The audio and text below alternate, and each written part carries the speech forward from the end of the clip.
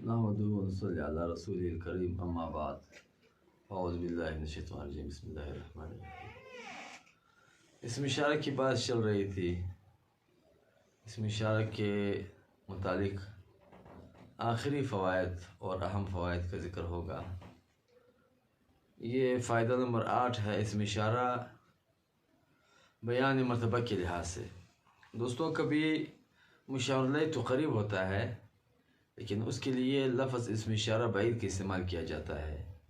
اس سے مشاور الیہ کے مرتبے کی عظمت کی طرف اشارہ ہوتا ہے، عظمت شان کی طرف اشارہ ہوتا ہے، یعنی بعد مرتبے کو منزلہ بعد مسافتی رکھ کر اسم اشارہ بعید کا استعمال کیا جاتا ہے۔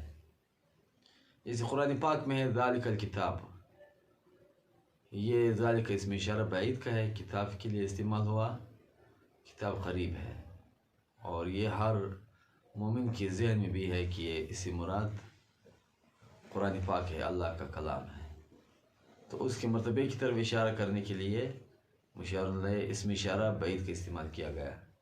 اسی طریقے سے کافیہ میں اسم فعل حرف کی وجہ حصر بیان کرنے کے بعد فرماتے ہیں کہ وَقَدْ عُلِمَ بِذَلِكَ حَدُّ كُلِّ وَاحِدٍ، اس دلیل حصر سے اسم فعل حرف ہر ایک کی تعریف بھی واضح ہو گئی۔ تو ذالک سے اشارہ ہے دلیل حصر کی طرف، دلیل حصر قریب ہے، اسی ذالک والی عبارت اور سطر سے پیچھے سطر میں موجود ہے، لیکن اسم اشارہ بعید کا استعمال کیا گیا، یہ اس کے رتبے کی طرف اشارہ ہے۔ یہ تو ہو گیا۔ نمبر 2، کبھی مشاور الیہ تو قریب ہوتا ہے، لیکن اس کے لیے اسم اشارہ بعید کا استعمال کیا جاتا ہے۔ یہاں مشاور الیہ کی تحقیر مراد ہوتی ہے، جیسے اسم اشارہ بعید کا تعظیم کا معنی لے سکتا ہے، تعظیم کے لیے استعمال ہو سکتا ہے، اسی طریقے سے مشاور الیہ قریب ہو، اسم اشارہ بعید کا ہو، اس سے تحقیر بھی مراد ہو سکتی ہے، تحقیر کے لیے بھی ہوتا ہے۔ جیسے قرآن پاک میں ہے اولئک الذین اشتروا الضلالۃ بالہدیٰ، اولئک سے ان منافقین کی طرف اشارہ ہے جو قریب ہے رسول اللہ صلی اللہ علیہ وسلم کے مجلس مبارک میں بیٹھے ہوئے ہیں، قریب ہیں، لیکن ان کے لیے اشارہ ہو گیا اسم اشارہ بعید سے، یہ ان کی تحقیر مراد ہے۔ یہ 2 باتیں ہو گئی۔ تیسری بات، کبھی اس میں مشاور الیہ تو بعید ہوتا ہے، لیکن اسم اشارہ قریب کا استعمال ہوتا ہے اس کے لیے، اس سے بھی مشاور الیہ کی تحقیر مراد ہوتی ہے۔ مشاور الیہ بعید ہو اور اسم اشارہ قریب کا ہو، اس سے مشاور الیہ کی تحقیر مراد ہوتی ہے۔ جیسے ابو جہل ملعون کا قول ہے اَهَذَا الَّذِي بَعَثَ اللَّهُ رَسُولًا، اس آدمی کو اللہ پاک نے رسول بنا کر بھیجا ہے۔ رسول اللہ صلی اللہ علیہ وسلم کی طرف اشارہ کرتے ہیں، وہ بہت مسافت تو درمیان میں بہت موجود ہیں، لیکن ابو جہل ملعون حضور پاک صلی اللہ علیہ وسلم کی تحقیر کرنا چاہتے ہیں۔ یہ 3 باتیں ہو گئی۔ اس کے بعد فائدہ نمبر 9 ہے اسم اشارہ مکانی، جس سے مکان کی طرف اشارہ ہوتا ہے، اس کی ترکیب کا طریقہ۔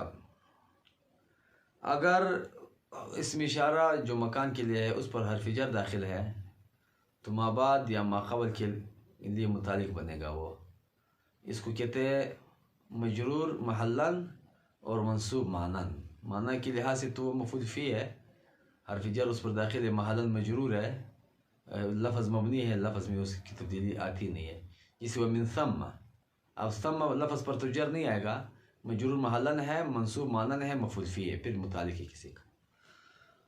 اور اگر حرف جر نہیں ہے تو ما قبل یا ما بعد کے لیے مفعول فی بنتا ہے، جیسے ہناک اجلس، اجلس ہناک، تو یہ ہناک ایک صورت میں اجلس کا مفعول فی مقدم ہے، اجلس ہناک یہ اجلس کا مفعول فی ہے۔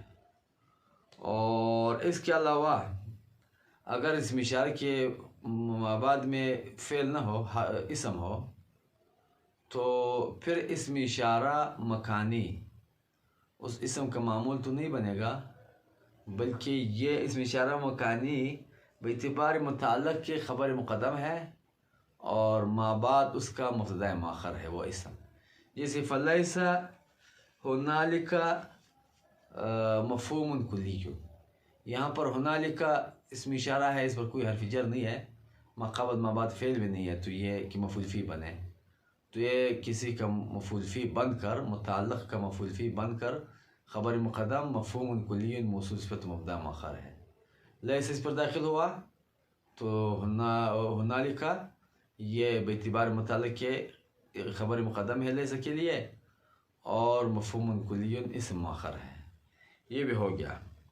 اس کے بعد ہے فائدہ نمبر 10. دو باتیں ہیں. شروع میں آپ کو بتایا تھا کہ اسم اشارہ کے شروع میں ہا حرف تنبیہ آ جاتی ہے، درمیان میں لام حرف تبعید آ سکتا ہے، آخر میں کاف حرف خطاب آ سکتا ہے. یہ ہا بھی حرف ہے، لام بھی حرف ہے، کاف بھی حرف ہے. جب حرف ہے تو ان کی ترکیب میں کوئی حیثیت نہیں ہے. اسم اشارہ کا کاف حرفی ہے، اور ایک کاف حرفی ہوتا ہے اور ایک کاف اسمی ہوتا ہے. دونوں میں فرق یہ ہے کہ کاف حرفی کا محل اعراب نہیں ہوتا، کاف اسمی کا محل اعراب ہوتا ہے. کاف اسمی مقصود بذات ہوتا ہے، کاف حرفی مقصود بذات نہیں ہوتا. جیسے انکا، یہاں پر کاف کا محل اعراب ہے اور مقصودی ہے، وہ ترکیب میں انکا اسم ہے. ضربت کا کاف کا محل اعراب ہے، منصوب محلاً ہے، ضرب کے لیے مفعول بھی ہے منصوب محلاً، تو یہ مقصود بذات ہے.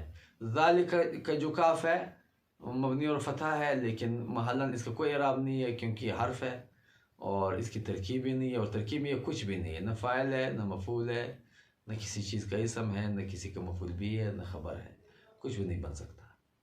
یہ بات تو ہو گئی. کاف حرفی ہے اسم اشارہ کا، اور انکا ضربتک کی بات جو لکا، یہ جو کاف ہے وہ اسمی ہے. فرق دونوں میں کیا ہے؟ اسمی کاف کا محل اعراب ہوتا ہے مجرور محلاً منصوب محلاً ہوتا ہے، اور حرفی کاف کا محل اعراب نہیں ہوتا. اسمی کاف مقصود بذات ہوتا ہے اور حرفی کاف مقصود بذات نہیں ہوتا. صرف مخاطب کی ہیئت بتانے کے لیے یہ استعمال ہوتا ہے، باقی یہ مقصودی نہیں ہے، مقصودی چیز نہیں ہے. اسی مقصودی اور غیر مقصودی پر علامہ جامی رحمۃ اللہ علیہ نے وہ موصول ہو و حاصل ہو میں بہت بہترین بات کی ہے. جس کو موقع ہو اس سے استفادہ کر سکتے ہیں. اب اسم اشارہ کا کاف حرفی ہے، اسمی نہیں ہے. یہ ایک بات یہ رہی کہ اسم اشارہ کا کاف حرفی ہے. دوسری بات کاف حرفی اور اسمی کا فرق. تیسری بات اسم اشارہ کا کاف حرفی ہے، اسمی کیوں نہیں ہے؟ کاف اسمی اس لیے نہیں ہے اسم اشارہ کا کہ کاف اسمی کا محل اعراب ہوتا ہے. یہ ذالک کا جو کاف ہے، اس کو اگر ہم مرفوع محلاً یا منصوب محلاً کہیں گے تو اس کو عامل رافع اور ناصب کی ضرورت ہے، وہ یہاں موجود نہیں ہے. اور اگر اس کو مجرور محلاً کہیں گے تو یہ ترکیب ہوگی کہ ذا اسم اشارہ مضاف ہے اور یہ کاف مضاف لی ہے، حالانکہ اسم اشارہ کی اضافت منع ہے. ایک تو اسم اشارہ معرفہ ہے، معرفے کی اضافت نہیں ہوتی. دوسرا اسم اشارہ مبنی ہے کہ قبیل سے ہے، اس کی اضافت نہیں ہوتی.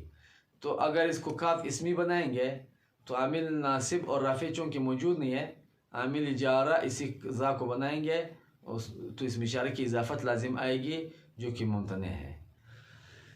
آخری بات کہ اسماء اشارات میں شبہ کون سی ہے؟ تو اسماء اشارات ایک تو شبہ افتقاری ہے، کیونکہ ہر اسم اشارہ مشار الیہ حسی یا عقلی کا تقاضا کرتا ہے، اس کے بغیر اس کے معنی سمجھ میں نہیں آتے. اسی لیے نحوی والے فرماتے ہیں کہ اسم اشارات اور اسماء موصولات جو ہے وہ ان دو مبہمات گویا، ان دو قسموں کو مبہمات کہا جاتا ہے. مبہمات کیوں کہا جاتا ہے؟ کہ اسم اشارت کے ساتھ جب تک مشار الیہ کا ذکر نہ ہو اور اسم موصول کے ساتھ جب تک صلہ نہ ہو تو ان کے معنی مبہم اور پوشیدہ ہوتے ہیں، اس لیے مبہمات کہتے ہیں ان کو. یہ مشار الیہ کا محتاج ہے، یہ شبہ افتقاری ہے. نمبر 2 شبہ معنوی بھی ہے، کیونکہ اشارہ حرفی معنی ہے، اسم اشارہ اس حرفی معنی پر دلال کرتا ہے، اگرچہ اس کے لیے حرف تو وضع نہیں ہے لیکن معنی حرفی ہے. یہ شبہ معنوی ہے کہ اسم حرف کا معنی دیتا ہے. نمبر 3 جو اسم اشارہ کا لفظ 2 حرفی ہے یا 1 حرفی ہے تو اس میں 1 حرفی تو نہیں، بہرحال 2 حرفی جو اسم اشارہ ہے اس میں شبہ وضعی بھی ہے. جیسے ذا یہ حرف کی طرح 2 حرف ہے اس میں. اور اسی طریقے سے تی، تہ، ذہ 2 حرف ہے ان میں، جو 2 حرفی ہے ان میں شبہ وزی بھی ہے کہ حرف کی طرح اس میں 2 حرف ہے، 3 حروف سے اس کا وزن کم ہے. اقول قولی هذا واستغفر اللہ، وآخر دعوانا ان الحمد للہ رب العالمین.